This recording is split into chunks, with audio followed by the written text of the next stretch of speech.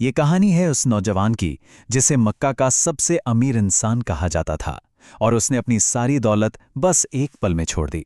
तो चलिए आज हम मुसाब इब्ने उमैर की इस हैरान कर देने वाली जिंदगी के बारे में जानते हैं। सोचिए, एक जिंदगी जो ऐशो आराम के बिल्कुल टॉप पर शुरू होती है और खत्म होती है एक शहीद की गरीबी में। ये कहानी हमें ये सोचने पर मजबूर कर देती है कि असल में दौलत होती क्या है। अब उनके इस बलिदान को सही से समझने के लिए हमें पहले ये जानना होगा कि उन्होंने पीछे छोड़ा क्या था। मतलब वो मक्का में एक ऐसी शानदार जिंदगी जीते थे जिसकी कोई कल्पना भी नहीं कर सकता था। उनकी खुशबू ही उनकी पहचान थी। वो यमन से खास इत्र मंगवाते थे जो इतने महंगे और अलग होते थे कि शहर के दूसरे रईस नौजवान बस उसकी नकल करने की कोशिश ही कर पाते थे। कह सकते हैं कि वो मक्का के स्टाइल आइकॉन थे। वो जो भी रेशमी कपड़े पहनते, ये जो जूते बनवाते, वही पूरे शहर के नौजवानों के लिए लेटेस्ट फैशन बन जाता था। तो कुल मिलाकर उनके पास वो सब कुछ था जिसकी कोई ख्वाहिश कर सकता है। कमाल की खूबसूरती, बेहिसाब दौलत, ऊंचा रुतबा और एक पावरफुल माँ का दुलार। वो मक्का की हर महफिल की जान हुआ करते थे। लेकिन इस सब के बावजूद एक ऐसी खुफिया मुलाकात हुई जिसने उनकी पूरी दुनिया को हिला के रख दिया। वो अंधेरे में बिल्कुल छिपते छिपाते अल अरकम के घर पहुंचे। एक नए पैगाम की जो कानाफूसी वो सुन रहे थे, उसी की ओर खिंचे चले आ रहे थे। और ये बात बहुत दिलचस्प है, उस कमरे में जो लोग थे वो समाज में उनके बिल्कुल ऑपोजिट थे। गुलाम, गरीब और कमजोर लोग। लेकिन मुसाब वहीं रुके और उन्होंने बात सुनी। जब उन्होंने एक ईश्वर, जन्नत और आखिरत के बारे में सुना तो वो बातें उनके दिल में उतर गईं और उन्होंने उसी लम्हे धर्म बदलने का फैसला कर लिया, ये जानते हुए भी कि इसका अंजाम क्या हो सकता है। तो अब जब उन्होंने ये नया रास्ता अपना लिया तो जाहिर है ये बात ज्यादा दिन छिप नहीं सकी। और फिर उनका सामना हुआ उस इंसान से जिसे वो सबसे ज्यादा चाहते थे, अपनी माँ से। उनकी माँ, जिन्होंने हमेशा उन्हें सिर आंखों पर बिठाया था, उन्होंने एक रास्ता सामने रखा। उन्होंने कहा, ये नया धर्म छोड़ दो, घर वापस आ जाओ, तुम्हारी सारी दौलत तुम्हें वापस मिल जाएगी। एक माँ तो माफ कर ही देती है। लेकिन मुसाब अब बदल चुके थे। उनका दिल और दिमाग अब कहीं और था। उन्होंने अपनी माँ के ऑफर को मना कर दिया और उल्टा उन्हीं को अपने नए रास्ते पर आने की दावत दे दी।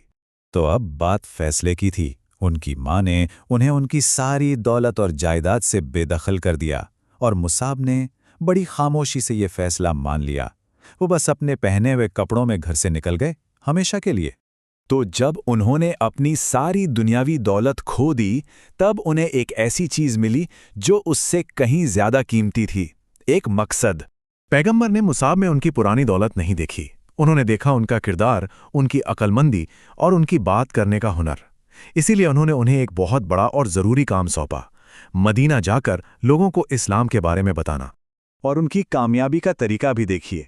जब मदीना का एक सरदार उसैद इब्ने हुदैर भाला लेकर उन्हें धमकाने आया तो मुसाब ने बस इतना कहा, आप बैठिए और सुनिए, अच्छा लगे तो मान लेना, ना लगे तो मैं चला जाऊंगा।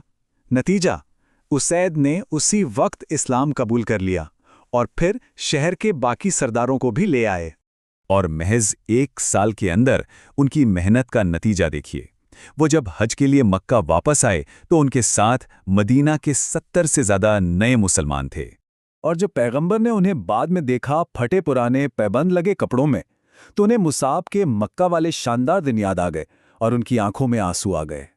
ये बात भी सोचने वाली है कि उनके अपने साथी जो बाद में खुद कामयाब हुए और दौलतमंद बने, वो भी हमेशा मुसाब के त्याग को ही सबसे ऊंचा दर्जा देते थे।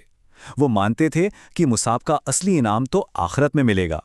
अब आता है मुसाब की जिंदगी का आखिरी हिस्सा, जिसने उनकी कहानी को हमेशा के लिए अमर कर दिया, ओहुद की जंग में उनकी शहादत। जंग के मैदान में जब हालात बिगड़ने लगे और दुश्मन पैगंबर की तरफ बढ़ने लगा, तो मुसाब ने इस्लामी झंडा लेकर खुद को दुश्मन के सामने कर दिया। वो जोर जोर से नारे लगा रहे थे ताकि हमला उन पर हो। उनका एक हाथ कटा तो दूसरे से झंडा पकड़ा, वो भी कटा तो अपने बाजुओं के बचे हुए हिस्से से झंडे को थामे रखा जब तक कि वो शहीद नहीं हो गए। और जंग के बाद जब उनका शरीर मिला तो उस पर 70 से ज्यादा जख्म थे। और यही वो आखिरी तस्वीर है जो दिल पर असर करती है। वो इंसान जिसके पास कभी दुनिया की हर नेमत थी, आज उसके पास दफन होने के लिए पूरा कफन भी नहीं था। उनके कपड़े इतने छोटे थे कि अगर सर ढका जाता तो पैर खुल जाते। आखिरकार उनके पैरों को घास और पत्तियों से ढका गया। तो मुसाब की कहानी हमें एक बहुत ही ज़रूरी सवाल पर लाकर छोड़ देती है। एक कामयाब और अमीर ज़िंदगी का असली मतलब क्या है? क्या ये वो है जो हमारे पास है, या वो जो हम दूसरों के लिए छोड़ जाते हैं?